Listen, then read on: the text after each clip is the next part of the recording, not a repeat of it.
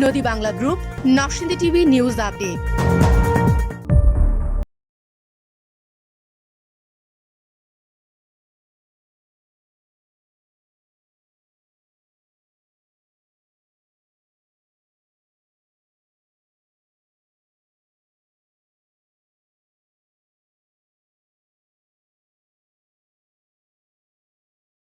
নরসিংদীতে সার্জিস আলম সমন্বয়হীনতায় স্থগিত হয়েছে মতবিনিময় সভা।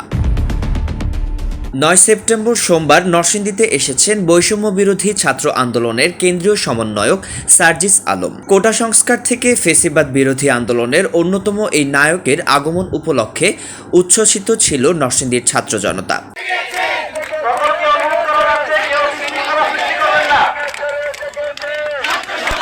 তবে উদ্দীপনা থাকলেও ছিল না সুসমন্বয়। একাধিক আয়োজন, দলীয় বিভেদ ইত্যাদি সমন্বয়হীনতার জন্য বেলা ৩টায় মত বিনিময় সভার কথা থাকলেও সভা সফল হয়নি। স্থগিত করা হয়েছে নরসিংদীতে সার্জিস আলমের ছাত্র নাগরিকদের সাথে পূর্ব নির্ধারিত মতবিনিময় সভাটি। সকালে সার্জিস আলম সহ ১০ জনের একটি দল নরসিংদীতে পৌঁছায়, সাথে ছিলেন একজন চিকিৎসকও। পরে তারা নরসিংদীর আহত ও নিহত পরিবারের সাথে মতবিনিময় করেন।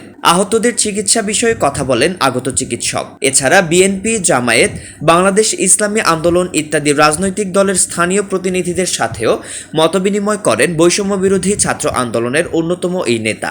স্থগিত হওয়া সভার পূর্ণ বাস্তবায়ন কিংবা সার্জিস আলম পরবর্তীতে নরসিংদীতে কবে আসবেন বা আসবেন কিনা এ ব্যাপারে কোনো বার্তা পাওয়া যায়নি। Report, Narsingdi TV news desk.